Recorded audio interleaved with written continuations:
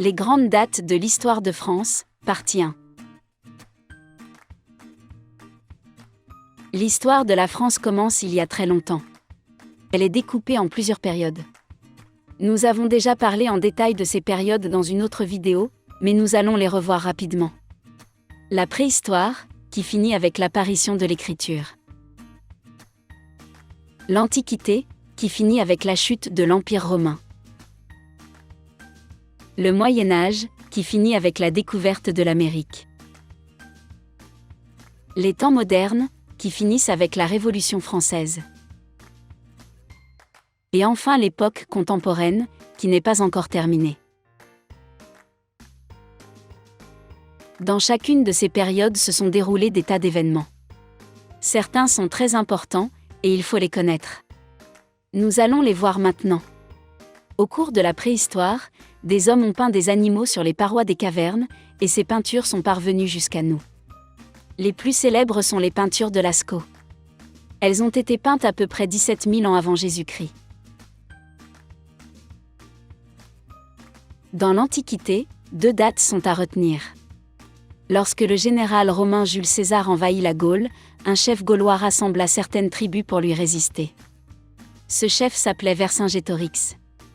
Il fut finalement vaincu lors du siège d'Alésia, en 52 avant Jésus-Christ. La Gaule devint alors une province romaine. Un peu plus tard est né Jésus de Nazareth, un homme qui a fondé une nouvelle religion, le christianisme, qui est devenue la principale religion de l'Europe et de la France. On sait aujourd'hui qu'il est né soit en -6 avant Jésus-Christ, soit en -4. C'est bizarre, n'est-ce pas, de dire que Jésus est né 6 ans avant Jésus-Christ. Mais c'est parce que la date de sa naissance n'était pas connue avec exactitude lorsque les savants ont défini la chronologie, il y a très longtemps. Passons au Moyen Âge, où il y a plus de dates à retenir. La première est 496, la date du baptême du roi Clovis, le roi des Francs, qui a unifié presque toute la Gaule. En se faisant baptiser, Clovis devient fidèle à la religion des papes de Rome, et c'est le début de l'alliance entre les rois de France et l'Église catholique. La date de son baptême n'est pas vraiment sûre, mais on s'accorde à dire que c'était en 496.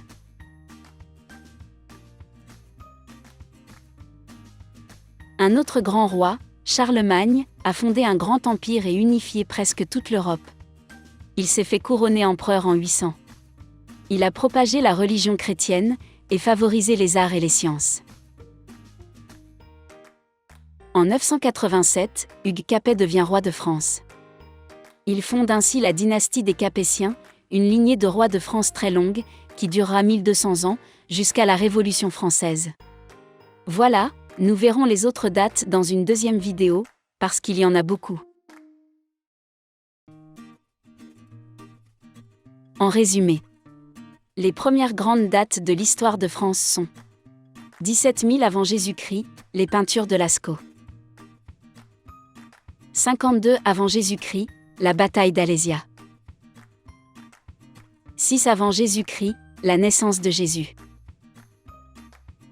496, le baptême de Clovis. 800, le couronnement de Charlemagne.